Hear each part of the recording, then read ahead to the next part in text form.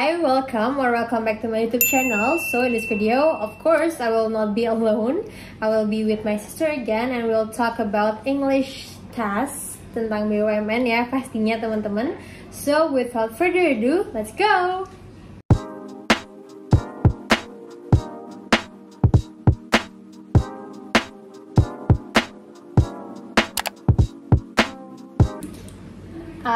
Oke, nah mungkin sekarang teman-teman udah melewati 2 tahap gitu ya Kak ya. Dimulai dari tes administrasi, terus juga udah tes TKD dan juga tes akhlak.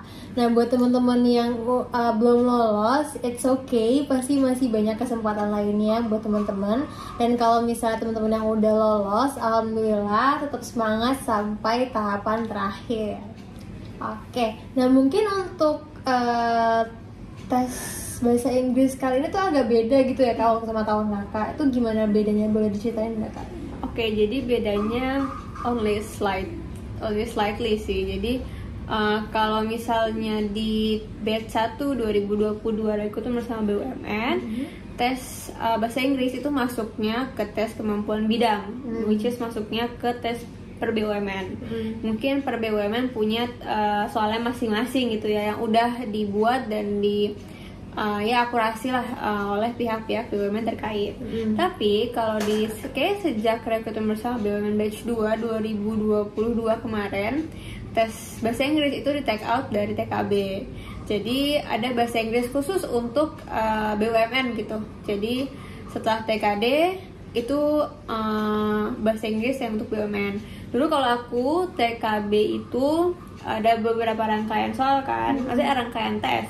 Salah satunya adalah bahasa Inggris, dan bahasa Inggris tuh nggak cuma tok bahasa Inggris gitu, tapi ada wawasan kebangsaan, ada digital skill juga gitu, dan lain-lainnya dalam waktu mungkin 90 menit, dan setiap soalnya tuh 30 45 kalau nggak salah. Kita total tuh kayak sekitar 90-100 soal, tapi menitnya cuma 90 menit. Nah tapi kalau tes bahasa Inggris ini kemungkinan soalnya akan jauh lebih banyak, karena itu kan bahasa Inggris doang ya. Mungkin nggak ada tes lainnya berbarengan di hari itu, dan mungkin soalnya dan mungkin waktunya pun bisa lebih cepat dibandingkan dengan waktu aku kemarin gitu. Oke, berarti dulu kakak tuh sekitar 90 menit gitu ya. Kira-kira 30 soalan gitu lah ya. 30-40 menit. 30 sampai 40 soal. Oke, baik kalau gitu.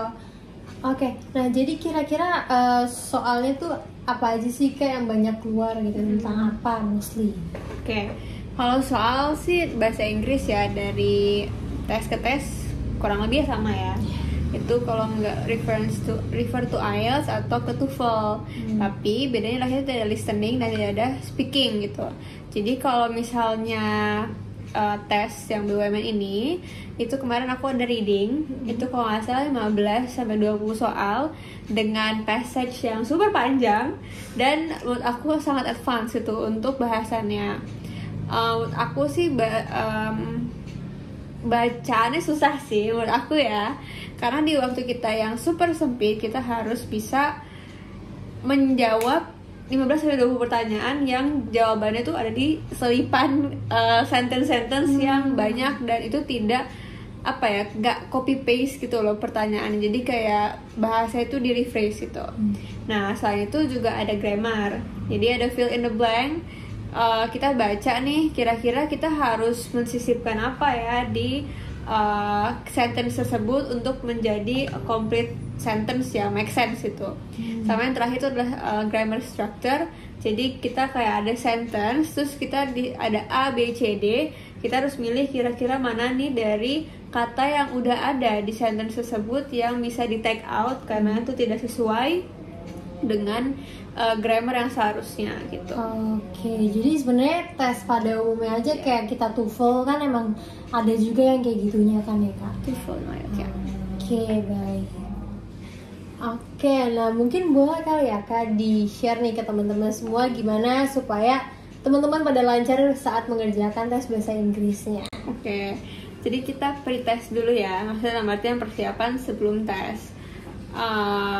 Pertama adalah pasti ya minta restu orang tua sama banyak berdoa juga, karena itu adalah kunci supaya kita memang lancar mengerjakannya. Dan balik lagi teman-teman, if it's meant to be for you, it will always find a way. Jadi kalau rezekinya kemana gitu. Jadi yang pertama itu adalah kita harus banyak baca nih teman-teman. Membiasakan diri untuk membaca bahan bacaan yang panjang dan bahasanya itu levelnya advance gitu.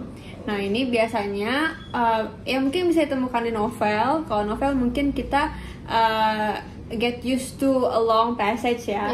Tapi kalau misalnya mau yang susah mungkin bisa dari berita-berita luar negeri, dari BBC, CNN ya kalau nggak salah, atau mungkin CNBC, The Economist gitu ya. Cari aja artikel-artikel free yang kalian bisa baca dan berusaha untuk kira-kira ini tuh tentang apa sih sebetulnya gitu. Nah di sisi lain kan kalau kita baca doang ya udah kita get used to long passage, tapi kita harus bisa mengerjakan soal dengan bacaan yang panjang dalam waktu singkat. Berarti kita harus melakukan time exercise juga. Jadi mungkin kita bisa nyari di Google tuh banyak banget sumber-sumber mock up test untuk reading, untuk grammar yang bisa kalian gunakan untuk latihan. Mungkin emang waktunya nggak banyak ya, cuman kita tetap harus prepare gitu, karena kita sebenarnya soal itu tidak akan sulit. Artinya kita tuh nggak panik gitu teman-teman, tapi karena memang waktunya singkat dan soalnya itu banyak, kita tend to be panic dan akhirnya apa nih gitu, aku nggak tahu, dan akhirnya blank gitu kan. Jadi membiasakan diri untuk ya diwaktuin lah itu latihannya. Dan itu sih, itu kalau misalnya pretest ya sebelum tes. Tapi pas saat tesnya mungkin dari kayak ada, gue udah pernah kali ya ikutin tes gitu tuh, ada nggak sih saat tesnya ya? Kalau saat tesnya ya bener, jangan panik sih paling ya. Saat ngerjainnya jangan panik. Terus kalau bisa itu kerjain yang menurut kamu gampang dulu gitu ya. Coba kamu skimming dulu tuh kayak lihat kan bisa dibalik sih sebenarnya, cuman kayak kalau misalnya nggak menurut kamu kurang bisa dijawab gitu, kamu skip dulu kan, bisa balik lagi kan pasti kak. Iya, jadi di skip dulu yang menurut kamu bisa kamu jawab yang gampang dulu gitu. Terus ketika kamu lagi baca passage panjang gitu ya, better kalian tuh baca dulu soalnya, kira-kira poin apa yang harus kita ambil, informasi apa yang harus kita ambil. Terus ketika passage itu panjang, jangan serta-merta kamu baca semuanya gitu loh. Jadi better tuh kamu skimming gitu. Makanya di sini kita harus melatih gimana supaya kita belajar baca cepet gitu ya. Jangan end to end sentence, tapi kayak ya kamu skimming aja gitu. Terus kalau misalnya dalam bentuk sentence structure itu kamu bacanya tuh 2-3 kali kalimat tersebut gitu, kayak meresapi lah ya istilahnya. Kayak ini tuh maksudnya apa, kira-kira kalau misalnya cari yang salah yang mana gitu ya, itu kamu kira-kira feelingnya dikeluarin gitu kan.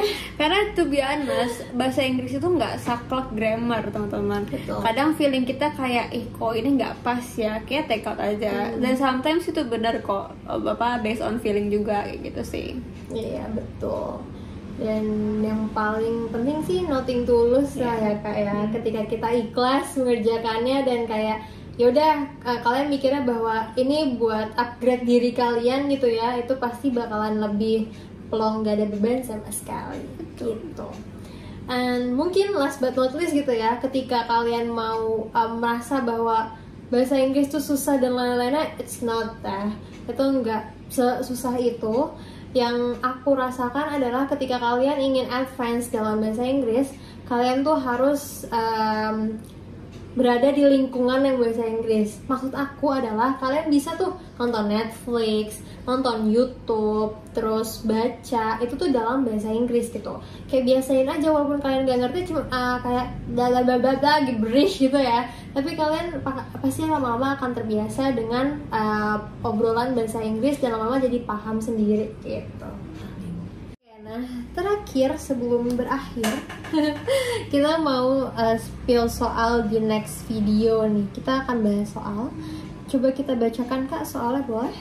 Okay.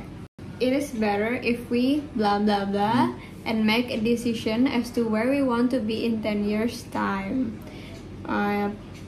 Option pertama adalah look forward to, yang kedua adalah future, yang ketiga adalah look ahead, yang terakhir adalah look about. Tuh. Lagi teman-teman, kita tidak serta-merta grammar banget gitu ya. Feeling play role in this case gitu. Nah, kalau dari feeling ya, it is better if we, sebenarnya kita bisa sih kayak matching one by one, dan kita kayak ngerasa ini kayak nggak cocok, ini cocok gitu. Nah, kalau kita lihat di sini nih, kalimat selanjutnya adalah make a decision as to where we want to be in 10 years time. Berarti kan kayak kita melihat to the future, 10 years from here gitu. Kita make decision untuk 10 tahun ke depan. Berarti kira-kira apa ya yang bagus sih untuk melengkapi si blank space ini gitu. Kalau kita lihat dari pertama gitu kan, look forward to, kayaknya kurang cocok deh dengan dengan untuk mengisi si blank space ini gitu.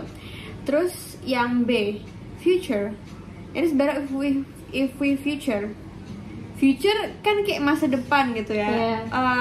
Ini tuh kayak apa sih, kata waktu lah, itu tidak cocok untuk dengan si subjek langsung ke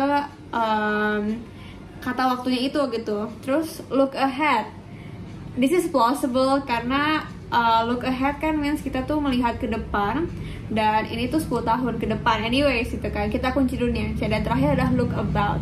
Look about tuh kayaknya terjadi di at that moment gitu. Beda dengan look ahead.